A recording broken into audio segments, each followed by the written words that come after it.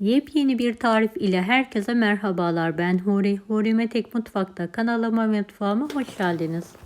Tarifimize hemen başlayalım. 10 adet yumurta beyazını uygun bir kaba alalım. 10 adet yumurta sarısını diğer kabımıza alalım.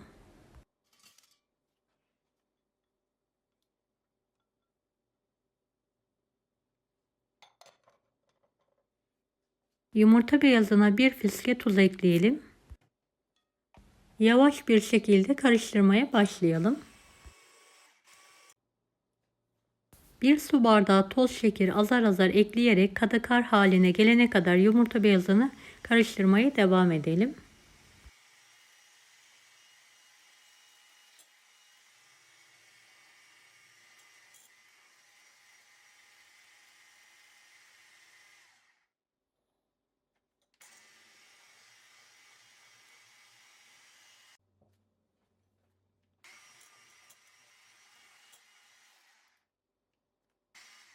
Evet, kıvamın bu şekilde olması yeterli olacaktır. Yumurta sarısına 1 su bardağı toz şeker ekleyerek karıştırmaya başlayalım. 1 çay bardağı ılık suyu azar azar ekleyerek karıştıralım. 2 yemek kaşığı sıvı yağ ekleyelim.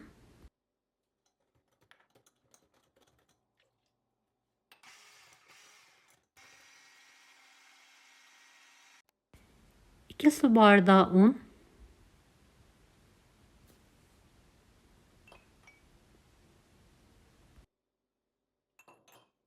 1 su bardağı nişasta.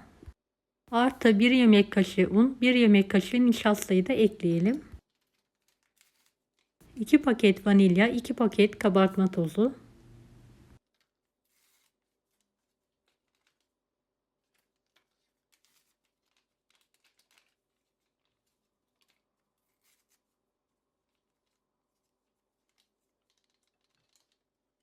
Karıştırmaya devam edelim.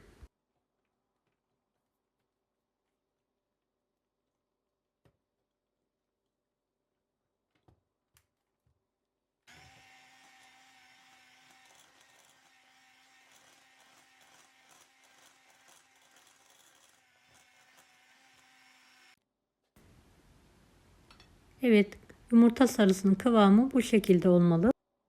Beyazını azar azar ekleyerek spatula yardımıyla yavaş bir şekilde söndürmeden karıştıralım.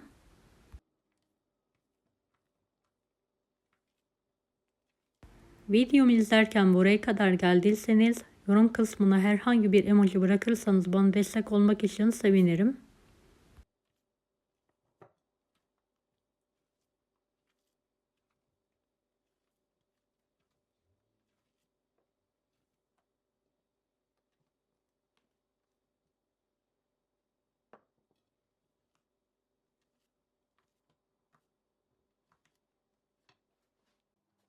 Evet, pandispanyamızın hamuru artık hazır.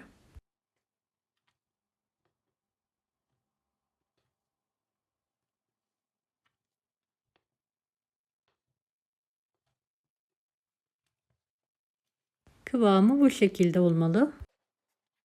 3 fırın tepsisine fırın kağıdı sererek eşit bir şekilde dökerek yayalım.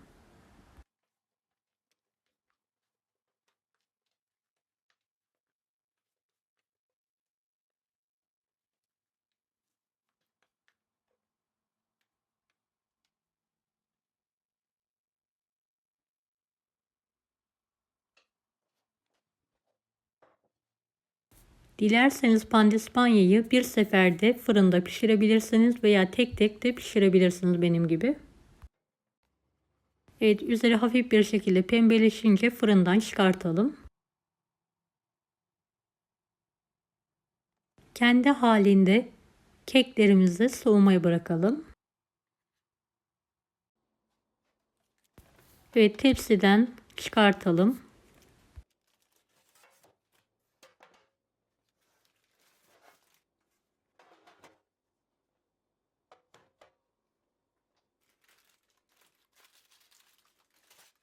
Dikkatli bir şekilde kağıtları da çıkartalım.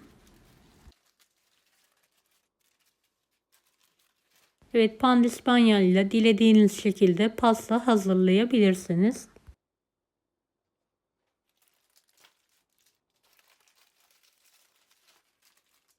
Dilerseniz hava almayacak şekilde poşetleyerek buzdolabına da kaldırabilirsiniz.